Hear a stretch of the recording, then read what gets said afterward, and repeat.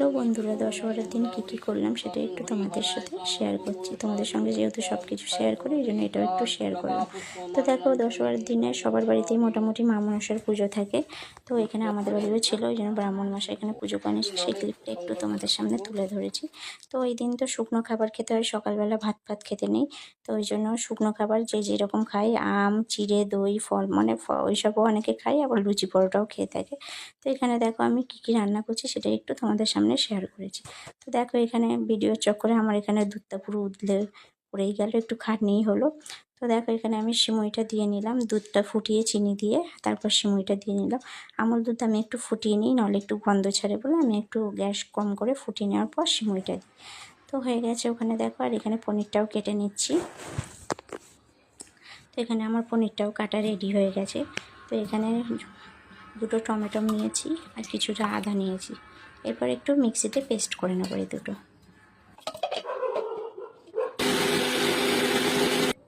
তো দেখো বন্ধুরা, এখানে আমার পেস্ট করাও হয়ে গেছে। এবার আমি জলের মধ্যে কিছুটা পরিমাণ নুন নিয়ে নিচ্ছি। তো এখানে পনিরগুলো ভেজে ওই জলের মধ্যে দিয়ে দেবো।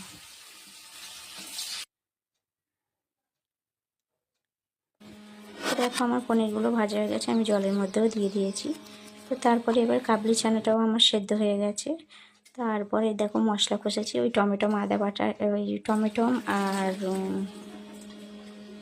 আদা বাটাটা পেস্ট করেছি ওটা দিয়েছি। শুকনো লঙ্কা, গোটা গরম মশলা, তেজপাতা ফোড়নে দিয়ে তারপর একটু চানা মশলা, লঙ্কার গুঁড়ো, জিরে গুঁড়ো, হলুদ গুঁড়ো, নুন দিয়ে ভালো করে কষিয়ে, এবার চানাটা যেহেতু সবসময় দানা দানা হয়ে থাকে, মানে গলা গলা ভাব থাকে না, ওই জন্য একটু গ্লাস দিয়ে আমি গলিয়ে নিয়ে তারপর দেখো হয়ে গেছে। এবার লাস্টে আমি একটু বাটার দিয়ে নামিয়ে নেবো। তো আমার রেডি হয়ে গেছে দেখো চানা। তো তারপর কি করলাম দেখো, তারপর একটু অল্প করে আলুর দমও করে নিলাম। আমার মেয়ে চানার পনিরটা খায়, ও আলুর দম দিয়ে খাবে বলে আমি একটু আলুর দমও করে নিলাম। ও চানাটা খায় না, ওই পনিরটা খায়, তো আলু দিয়ে খাবে বলে ওই জন্য। তো তারপর দেখো আমরা লুচিটা ভেজে নিলাম, এদিকে মা ভাজছে, আমি ভেলে দিচ্ছি। তো এই ছিল দশহরার দিন সকালের মেনু। কেমন লাগলো একটু কমেন্ট করে জানিও।